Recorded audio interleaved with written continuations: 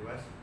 10th standard Cell Biology and Biotechnology 8th chapter, lecture 3. Today we'll be learning about genetically modified crops, crop biotechnology, animal husbandry, herbicide tolerant plants, fertilizers, human health and vaccines.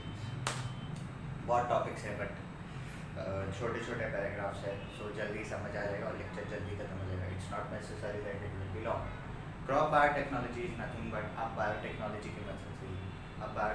की मदद से that is by use of microbes, some good bacteria, some less harmful bacteria or some pathogens or microbes.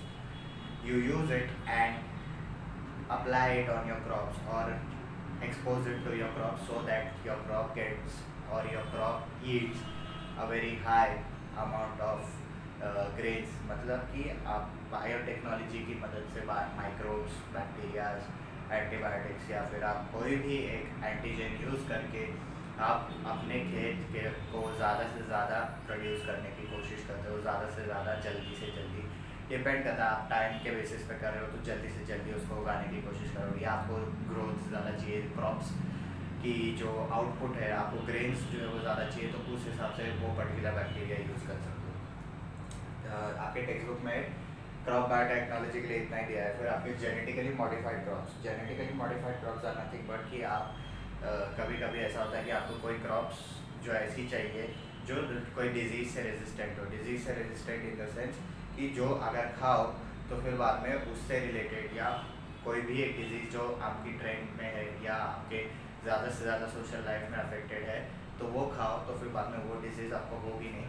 उसका फ़ायदा भी ये आपको vegetable दे सकता है. जैसे कि अगर आप समझो अभी जो कोरोना वायरस चल रहा है तो उसकी वजह से आपको इम्यूनिटी बूस्ट रखने के लिए चाहिए, तो हो सकता है कि अभी जितने फल, अभी जितने वेजिटेबल्स प्रोड्यूस हो रहे हैं तो वो लोग उसमें इम्यूनिटी बूस्ट करने वाला बैक्टीरिया यूज़ कर रहे होंगे. शायद, I am not saying use कर रहे हैं, I am just giving an example कि अगर ऐसा हुआ तो ऐसा हो सकता है.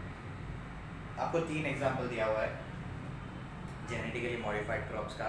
एक है आपका बीटी कॉटन, और दूसरा है गोल्डन राइस, और तीसरा है आपका BT brinjal. BT is nothing but आपके बैक्टीरिया का नाम है. Bacteria name is bacillus thuringiensis. Bacillus thuringiensis क्या करता है कि कॉटन्स में जो है, कॉटन के जब बॉल्स बनते हैं छोटे छोटे तो उसमें कुछ ना कुछ वर्म होल्स घुस जाते हैं. Worm holes are nothing but एक तरीके के वर्म्स होते हैं जो आपके कॉटन्स की जो फसल है उसको डिस्ट्रॉय कर देते हैं.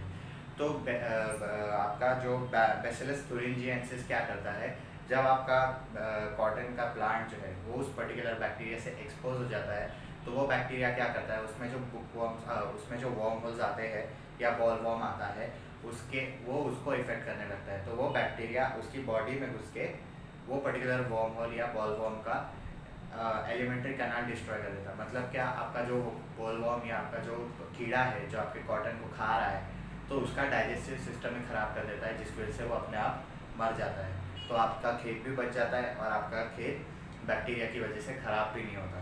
So this is one example of BT cotton की आपका बैक्टीरिया की मदद से आपका कॉटन का यील्ड भी बन रहा है और साथ में कॉटन आपका दूसरी जो प्रॉब्लम्स है उनसे भी बच रहा है. Next is your BT brinjal. BT brinjal variety is developed by using the gene isolated from bacillus thuringiensis. ये जो बीटी है बैसिलस thuringiensis, उसका जो जीन है उसको यूज़ करके बीटी ब्रिंजल बनता है. ताकि किस बेसिस पे, ताकि उसके अंदर जो पेस्ट लगते हैं, आपका ब्रिंजल के अंदर जो कीड़ा आता है और ब्रिंजल खाने लगता है तो वो बैक्टीरिया की वजह से वो कीड़ा जब उतना पार्ट खाएगा ब्रिंजल का तो वो बैक्टीरिया उसके पेट में वैसा ही रिएक्शन करेगा जैसा बॉलवर्म के साथ करता है और आपका बीटी ब्रिंजल जो है वो बच जाता है. ब्रिंजल इज नथिंग बट बैंगन. Then it is your golden rice. A gene synthesizing the vitamin A, that is beta carotene, has been introduced in this variety of rice. As compared to the normal variety, this variety, which has been developed in 2005, contains 23 times more amount of beta carotene. Carotene एक vitamin A से synthesized particular वो है, pigment है या gene है, जिससे क्या होता है कि आपका वो एक ऑरेंज या रेड कलर का पिगमेंट रहता है. मतलब ऑरेंज और रेड के बीच में जो कलर रहता है उसका पिगमेंट रहता है वो. तो वो ये लोग तो वो उसको फैक्ट्रीज राइस से एक्सपोज कर दी, जिससे क्या होता है कि आपका नॉर्मल राइस जब आप खाते हो तो इतना आपको उसमें से कैरोटीन या एक पर्टिकुलर सफिशिएंट न्यूट्रिएंट नहीं मिलता। पर जब आप ऑरेंज राइस का गोल्डन राइस खाओगे तो उससे आपको 25 टाइम्स ज़्यादा कैरोटीन मिलेगा, 25 टाइम्स ज़्यादा न्यूट्रिएंट मिलेगा जो आपको नॉर्मली वाइट राइस से मिलता है। पर नॉर्मली कैरोटीन राइस शायद बहुत महंगा आता है या गोल्डन राइस शायद बहुत महंगा आता है, तो नॉर्मली ज़्यादा से ज़्यादा हम अफोर्ड करके भी आप ब्राउन राइस ही कर पाते हो। पर ब्राउन राइस भी उतना ही अच्छा होता है, बस फ़र्क ये रहता है कि ब्राउन राइस बहुत महंगा रहता है और बहुत हैवी रहता है खाने में। आपका नॉर्मल राइस जो रहता है वो इतना हैवी नहीं रहता है, पर आपका प्रॉब्लम ये रहती है कि नॉर्मल राइस में यील्ड इतना नहीं रहता है, नॉर्मल राइस में न्यूट्रिएंट इतना नहीं रहता है जितना ब्राउन राइस में रहता है, और ब्राउन राइस में उतना न्यूट्रिएंट नहीं रहता है जितना गोल्डन राइस में रहता है। Next is your herbicide tolerant plants और बायो फर्टिलाइजर्स। अब क्रॉप्स जब उगती है तो क्रॉप्स के आजू बाजू घास भी उगती है, उनको वीड्स बोलते हैं, WEEDS, not the cannabis. So weeds जब उगती है तो उसकी वजह से प्रॉब्लम ये होती है कि उनकी वजह से वो जब आजू बाजू उगती हैं तो आपके जो क्रॉप्स का जो प्लांट है, क्रॉप्स का जो ग्रोथ है वो रुक जाता है। क्रॉप्स का ग्रोथ रुक जाता है तो उसमें से ईल्ड नहीं निकलता, ईल्ड नहीं निकलता, उसकी वजह से आपको क्रॉप्स का अच्छा आउटपुट या अच्छा ग्रेन्स ज़्यादा नहीं मिलता।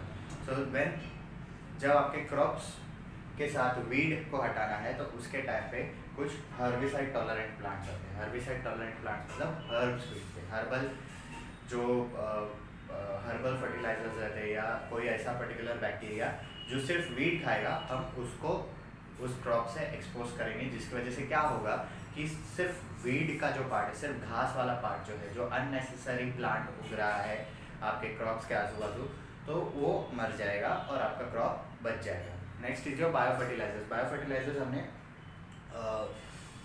बायोटेक्नोलॉजी में भी पढ़ा था कि बायो फर्टिलाइजर्स में क्या होता है कि हम बैक्टीरियाज यूज़ करते हैं या फिर कोई ऐसा प्लांट यूज़ करते हैं जिससे ज़्यादा से ज़्यादा क्रॉप को यील्ड हो और आपको पेस्टिसाइड्स या बोलते हैं ना कि केमिकल फर्टिलाइजर्स यूज़ करने की ज़रूरत ना पड़े। Due to use of bio fertilizers instead of chemical fertilizers, nitrogen fixation and phosphate solubilization activities of plants are improve.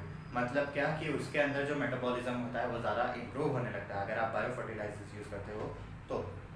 Mainly the bacteria like Rhizobium, Azotobacter, Nostoc, Anabaena and plants like Azolla are used as biofertilisers. Rhizobium है, Azotobacter है, Nostoc है, Anabaena है and plants like Azolla are used as bio fertilisers.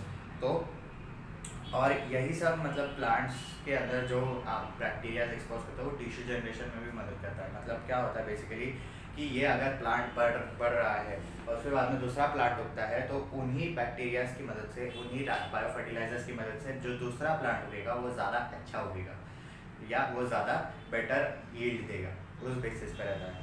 Next is your animal husbandry, human health and vaccines. Animal husbandry, human health and vaccines. Two main methods are of animal husbandry as artificial insemination and embryo transfer are used in animal husbandry. It helps to improve both the quantity and quality of animal products, example milk, meat, wool, etc. Similarly, animals with more strength have been developed for hard work. मतलब क्या होता है आपका animal husbandry में क्या होता है कि आप जो एक पर्टिकुलर एनिमल लेते हो और उसके थ्रू एक आप छोटा सा इंडस्ट्री चलाते हो। सपोज करो आप शीप यूज़ करो तो शीप के थ्रू आप वूल की इंडस्ट्री चलाते हो। आप काव यूज़ करो तो काव से आप आपकी मिल्क प्रोडक्ट्स की इंडस्ट्री चला सकते हो, जैसे अमूल है। सो वैसे ही आप क्या करते हो कि आप ज़्यादा से ज़्यादा काउस की ग्रोथ करते हो, आप ज़्यादा से ज़्यादा काउस को जन्म देने के लिए उनका इंसेमिनेशन कराते हो या फिर आप एम्ब्रियो ट्रांसफ़र कराते हो, या शीप्स के साथ ऐसा होता है। सो ताकि आप क्या करते हो कि आप एनिमल्स की मदद से आप पैसे कमा रहे हो, आप एनिमल्स की मदद से आप एक इंडस्ट्री चला रहे हो और एनिमल्स को, उन्हीं एनिमल्स को आप साथ ही साथ पेट भी कर रहे हो या पाल भी रहे हो। Next is your human health and vaccines. Human health and vaccines में क्या फ़र्क है कि आप ह्यूमन हेल्थ को देखोगे तो अभी रिसेंट एजेस में ज़्यादा से ज़्यादा अननोन बीमारियाँ आई है, जो जिसका परफेक्ट एग्जाम्पल कोरोना वायरस है।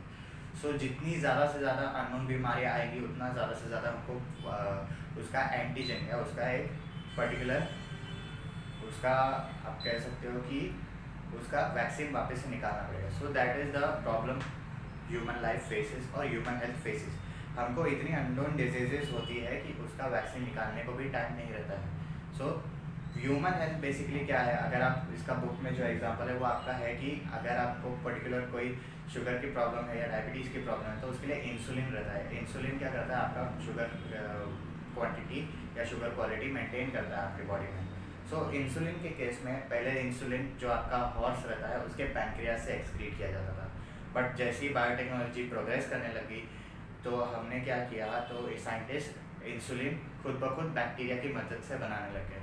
अब जब बैक्टीरिया की मदद से बन रहा है मतलब और क्लीन बन रहा है, और क्लीन बन रहा है मतलब और सेफ बन रहा है, तो आपको इंसुलिन हॉर्स की मदद से या हॉर्स को तकलीफ देके बनाने की जरूरत नहीं पड़ रही, बायोटेक्नोलॉजी की मदद से इंसुलिन खुद ब खुद बैक्टीरिया से बनाया जा रहा है। सो ये एक परफेक्ट एग्जांपल है कि how biotechnology is affecting our human health. Next is your vaccine. Vaccine क्या होती है? वैक्सीन एक बोल सकते हैं कि वैक्सीन जो आपका एक ड्रग हो सकता है या एक टेम्पररी या एक परमानेंट फिक्स हो सकता है। परमानेंट आपका कंट्रोल या परमानेंट डेट कर सकता है उस पर्टिकुलर वायरस पे। जैसे कोरोना वायरस के लिए अभी ज़्यादा से ज़्यादा ड्रग्स आ रहे हैं, वो ड्रग्स एक्चुअल में वैक्सीन नहीं है, पर वो ड्रग्स क्या कर रहे हैं, वो ड्रग्स जो क्रिटिकल केसेस वाले पेशेंट्स हैं उनको मदद हो रही है उस पर्टिकुलर वायरस से लड़ने में।